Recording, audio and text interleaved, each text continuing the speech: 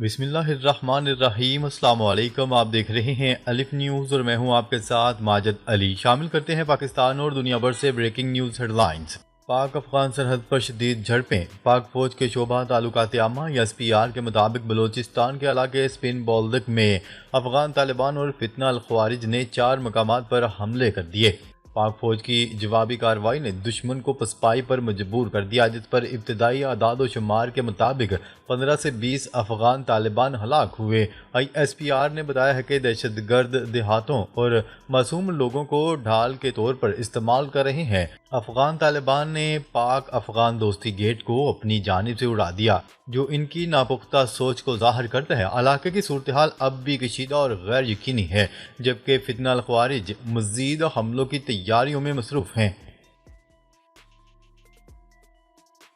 سپن بولدک میں دوستی گیٹ پر دھماکہ، دہشت گردوں کی بزدلانہ کارروائی۔ افغان فوج نے سرحد عبور کرتے ہوئے سپن بولدک کے مقام پر IED دھماکہ کیا، جس سے بڑے پیمانے پر نقصان پہنچا ہے۔ پاکستان کی فرنٹیئر کور اور کسٹمز کے کچھ جوانوں کی شہادت کی اطلاعات سامنے آئی۔ اس حملے میں 15 شہری ہلاک ہوئے، جن میں خواتین اور بچے شامل ہیں۔ دونوں اطراف کے معصوم لوگ متاثر ہوئے۔ پاک فوج نے جوابی کارروائی میں افغان فورسز کی 4 سیکیورٹی پوسٹوں کو تباہ کر دیا۔ یہ واقعہ دہشت گردوں کی پرانی عادت کو ظاہر کرتا ہے، جو دہشت پھیلانے کے لیے تیار کیے جاتے ہیں۔ پاکستان کی ایریل اسٹرائکس۔ قندھار میں طالبان ہیڈ کوارٹر تباہ۔ پاکستان نے قندھار کے شہر بخش میں طالبان کے ہیڈ کوارٹر پر ڈرون حملہ کیا، جس میں 30 کمانڈرز اور جنگجو گھیرے میں آ گئے، جبکہ پختیاکا صوبہ، جو دہشت گردوں کا لانچنگ پیڈ ہے، میں افغان طالبان کے 5 صوبوں سے TTP کیمپس چل رہے تھے۔ اس حملے سے بڑی تعداد میں افغان طالبان اور TTP کے ارکان ہلاک یا زخمی ہوئے۔ پاک فوج نے سرحد کے قریب 3 افغان پکٹس کو ڈرون سے اڑا دیا، جس سے علاقے میں خوف و ہراس کی لہر دوڑ گئی۔ یہ کارروائی پاکستان کی دفاعی صلاحیتوں کو ظاہر کرتی ہے، جو دہشت گردی کے خلاف سخت قدم اٹھا رہا ہے۔ کرم سیکٹر میں رات بھر کی لڑائی، 25 سے 30 طالبان ہلاک۔ SPR کے مطابق افغان طالبان نے کرم سیکٹر پر حملے کی کوشش کی، جو پاک فوج نے ناکام بنا دی۔ جوابی حملے میں افغان طالبان کی 8 پوسٹیں، 6 ٹینک اور BID اہلکار تباہ ہوئے۔ کل رات 25 سے 30 اور صبح 20 طالبان اور فتنہ خوارج کے جنگجو ہلاک ہوئے۔ دشمن نے اپنی چیک پوسٹوں پر سفید جھنڈا لہرا کر بھاگنے کا سہارا لیا، لاشیں بھی نہ اٹھائیں۔ پاک فوج نے واضح کر دیا ہے کہ یہ حملے پاکستان کی خود مختاری کے خلاف سازش کا حصہ ہیں۔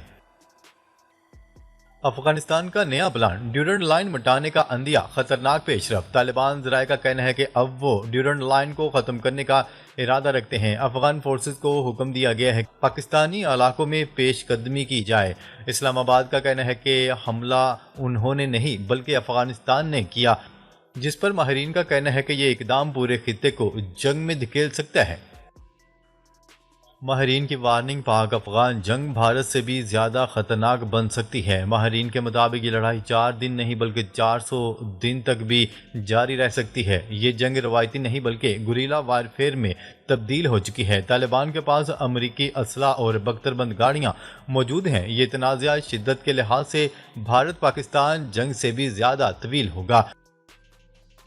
چین، روس، سعودی عرب اور قطر کی مداخلت کی کوششیں تیز۔ علاقائی طاقتوں نے دونوں ممالک سے کہا ہے کہ فوری جنگ بندی کریں۔ ایران نے خبردار کر دیا ہے کہ یہ لڑائی پورے خطے کو اپنی لپیٹ میں لے سکتی ہے۔ چین کی بھاری سرمایہ کاری خطرے میں پڑ چکی ہے، منصوبے رکنے کا خدشہ ہے۔ سفارتی ذرائع کا کہنا ہے کہ اگر مداخلت نہ کی گئی تو یہ نئی یوکرین جنگ بن سکتی ہے۔ خطے میں نیا پیٹرن، ایک جنگ ختم دوسری تیار، عالمی امن خطرے میں۔ رپورٹ کے مطابق روس یوکرین کے بعد دنیا مسلسل نئی جنگوں کی لپیٹ میں آ رہی ہے۔ غزہ، ایران، اسرائیل، بھارت، چین اور اب پاک افغان تنازع نے صورتحال بگاڑ دی۔ ہر ملک اپنی سرحدوں پر نئی جنگ کے خدشات سے دوچار ہے۔ تجزیہ کاروں کا کہنا ہے کہ یہ تیسری عالمی جنگ کے لیے ماحول بن رہا ہے۔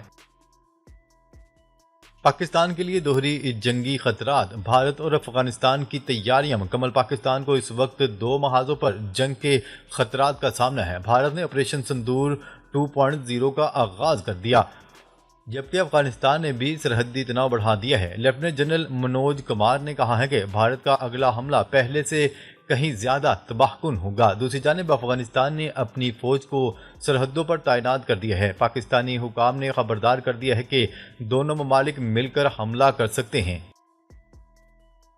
بھارت کا آپریشن سندور، پاکستانی سرحدوں پر فوجی مشقیں مکمل۔ بھارتی فوج کے commander lieutenant general Manoj Kumar نے اعلان کیا ہے کہ آپریشن سندور کے لیے تیاریاں مکمل ہیں۔ انہوں نے کہا ہے کہ یہ حملہ ماضی کے مقابلے میں کہیں زیادہ خطرناک ہوگا۔ پاکستانی حکام نے اسے جعلی حملوں کی بنیاد پر پروپیگنڈا قرار دیا۔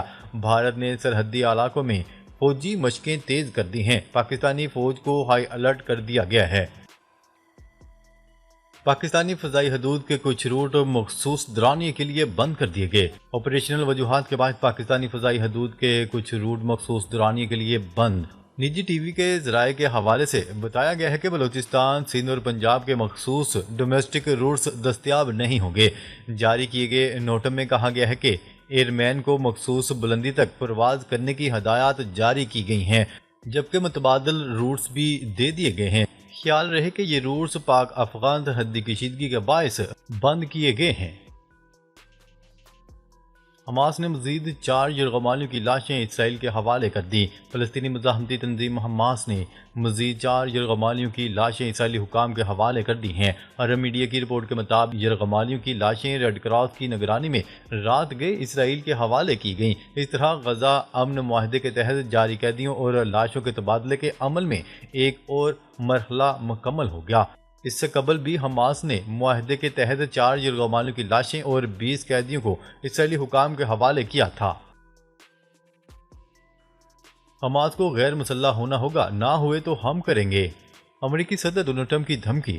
ڈونلڈ ٹرمپ نے کہا ہے کہ فلسطینی مزاحمتی تنظیم حماس کو غیر مسلح ہونا ہوگا، نہ ہوئی تو ہم کر دیں گے، اور ممکنہ طور پر یہ عمل پرتشدد ہوگا۔ غیر ملکی خبرساں ادارے کی رپورٹ کے مطابق ڈونلڈ ٹرمپ کا دعویٰ ہے کہ حماس غیر مسلح ہونے پر آمادہ ہے۔ دوسری جانب امریکی صدر ڈونلڈ ٹرمپ نے غزہ جنگ بندی منصوبے کے دوسرے مرحلے کا اعلان کر دیا۔ چین کا حیران کن منصوبہ۔ چین نے اپنی فوج میں ایک منفرد تربیتی نظام متعارف کروا دیا، جس کے تحت فوجیوں کو ایسے انسانی اباکس میں تبدیل کیا جا رہا ہے جو جدید ٹیکنالوجی ناکام ہونے کی صورت میں روایتی انداز میں حساب کتاب کر سکیں گی۔ چینی میڈیا کی رپورٹ کے مطابق یہ پروگرام پیپلز لبریشن آرمی کی اس حکمت عملی کا حصہ ہے، جس کا مقصد ہائی ٹیک آلات کی خرابی یا تباہی کی صورت میں فوجیوں کو ذہنی کیلکولیشن کی مہارت فراہم کرنا ہے تاکہ وہ میدان جنگ میں فیصلے جاری رکھ سکیں۔ چین کا نیا تجارتی سیٹلائٹ شیان 31 کامیابی سے خلا میں روانہ۔ چین نے ایک نیا تجرباتی سیٹلائٹ شیان 31 کامیابی سے خلا میں روانہ کر دیا۔ عالمی میڈیا کی رپورٹ کے مطابق یہ سیٹلائٹ شمال مغربی چین میں واقع جیوچوان سیٹلائٹ لانچ سینٹر سے Long March 2D carrier rocket کے ذریعے خلا میں بھیجا گیا۔ رپورٹ میں بتایا گیا ہے کہ یہ سیٹلائٹ بنیادی طور پر نئی آپٹیکل امیجنگ ٹیکنالوجیز کی جانچ اور توثیق کے لیے استعمال کیا جائے گا۔ ڈونلڈ ٹرمپ کا چین کے ساتھ تجارتی معاملات ختم کرنے پر غور۔ امریکی صدر ڈونلڈ ٹرمپ نے چین سے تجارتی معاملات ختم کرنے پر غور شروع کر دیا۔ Social media site Truth Social post میں ڈونلڈ ٹرمپ نے کہا کہ چین کی جانب سے امریکی سویابین کی خریداری بند کرنے کے بعد چین سے تجارتی معاملات ختم کرنے پر غور شروع کر دیا گیا ہے۔ انہوں نے کہا ہے کہ چین نے دانستہ طور پر امریکی سویابین خریدنا بند کر دیا۔ یہ معیشت دشمنی ہے۔ ڈونلڈ ٹرمپ کا کہنا تھا کہ چین کے رویے کی وجہ سے کسانوں کو مشکلات کا سامنا ہے۔ افغانستان کے صوبے بدخشاں میں طالبان کے 2 گروپوں کے درمیان جھڑپیں شروع ہو گئی، جن میں 10 سے زائد افراد ہلاک اور متعدد زخمی ہو گئے۔ غیر ملکی خبرساں ایجنسی کی رپورٹ کے مطابق بدخشاں کے ضلع یون میں طالبان کے مقامی جنگجو اور ہلمند سے تعلق رکھنے والے جنگجوؤں کے درمیان تصادم ہوا۔ تصادم سونے کی کان پر قبضہ برقرار رکھنے کی وجہ سے ہوا۔ پاکستانی پاسپورٹ کی عالمی درجہ بندی میں مزید تنزلی۔